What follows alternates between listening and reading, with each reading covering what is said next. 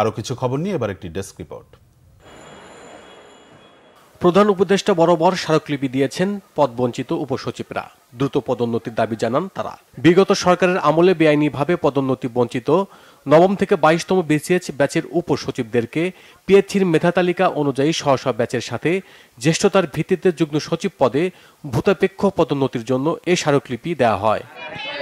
Press institute Bangladesh পিআইবির মহাপরিচালক জাফর ওয়াজেদের পদত্যাগপত্র গ্রহণ করে দ্রুত প্রজ্ঞাপনের মাধ্যমে প্রকাশ করা এবং পরিচালক জাকির হোসেনকে দ্রুত অপসারণের দাবি জানিয়েছেন বৈষম্যের শিকার কর্মকর্তা কর্মচারীরা।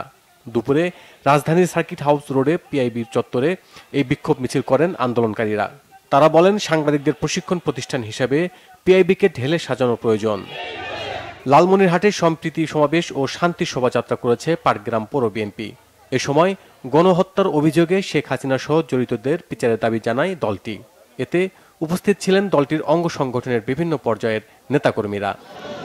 ছাত্র জনতার উপর গুলি চালিয়ে গণহত্যার অভিযোগে শেখ হাসিনার বিচারের দাবিতে অবস্থান কর্মসূচি পালন করেছে সাতক্ষীরা জেলা বিএনপি। সকালে শহরের পুরাতন মাইক্রো বাস স্ট্যান্ডে ও সঙ্গীতা মোড়ে এই কর্মসূচি পালন করা হয়। এতে বক্তব্য রাখেন জেলা বিএনপির যুগ্ম আহ্বায়ক শেখ তারিকুল হাসান ও সদস্য সচিব চেয়ারম্যান আব্দুল আলিম।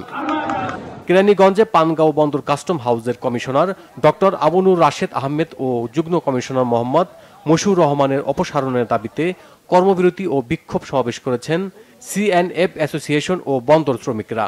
সকালে বন্দরের অভ্যন্তরে এই কর্মসূচি পালন করেন তারা।